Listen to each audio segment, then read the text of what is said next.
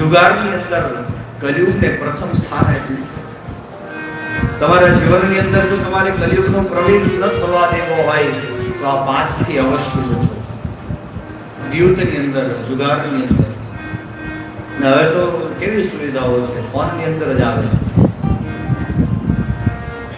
આચાર્ય કૌટિલ્ય કહે છે કે તસ્માત દ્યુતમ સેવેત હાસ્યામ અર્થમ અભિબુદ્ધિમાન.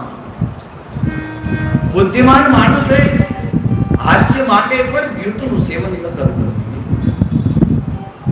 જુગારનું માણસે ક્યારેય સેવન ન કરવું. આમ તો આપણે ત્યાં અમુક પર્વ એક જ દિવસના હોય, પણ અમુક સ્થાનો ઉપર 15 દિવસ ચાલે. જન્માષ્ટમીનો પર્વ એક જ દિવસનો હોય, ગોકુળ આઠમ. પણ અમુક સ્થાનોમાં ભીમે એકાદશી કરી તેની નિર્જલા કરી.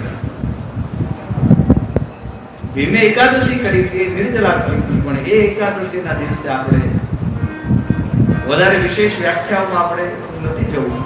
પણ દ્યુત એની અંદર કલિયુગનો નિવાસ છે.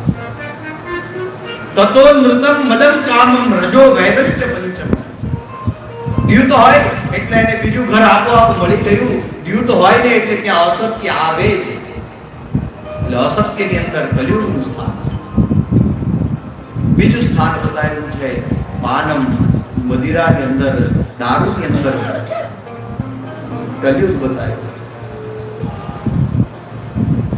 મને હું અવારનવાર કહેતો આવ્યો છું કે કલિયુગ છે ને ક્યારે આવતો નથી, આપણે એને પકડીને લઈ આવીએ છીએ.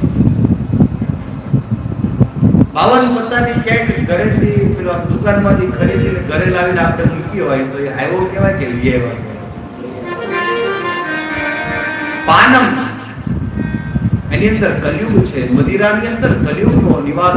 ખાલી મદિરા નહીં, જે ખાવાથી કે જે પીવાથી આપણને નશો થાય એ દરેક વસ્તુને અંદર કલિયુગનું સ્થાન બતાવે છે. ગુજરાતમાં તો દારૂબંધી છે.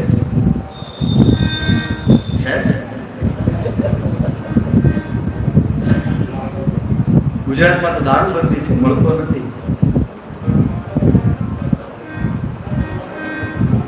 દારૂની જે વ્યક્તિ દારૂ પીતો હોય ને એની અંદર 3 વસ્તુ ક્યારેય ન હોય.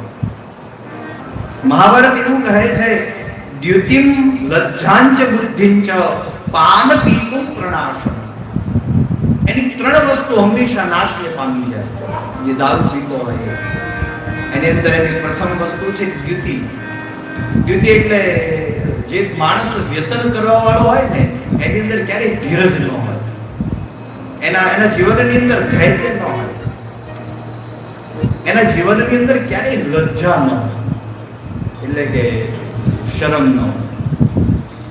રાત્રે પાન કરીને આખા ઘરની આગળ તમાશો કર્યો હોય, પણ સવારમાં પાછો જાગીને નીકળે 2 જણાને જય શ્રી કૃષ્ણ કરતો. એના જીવનની અંદર લજ્જા ન હોય, એને બુદ્ધિ ન હોય. કુશાગ્ર બુદ્ધિ જેને કહી છે એ જાડી બુદ્ધિ નો હોય. આપણે જાડી બુદ્ધિ શબ્દ વાપરીએ જે જીવ પાન કરતો હોય, જે નશો કરતો. કથા એ ઘણા લોકો માટે અમૃત છે. પરીક્ષિત માટે આ કથા છે ને એ અમૃત છે, પણ સુખદેવ માટે આ કથા આસવ છે. આસવનો શબ્દ વાક્યો છે.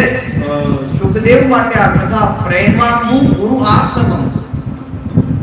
આસવનો અર્થ છે નશો છે. સુખદેવ માટે આ કથા. તમે શેનો નશો કરો?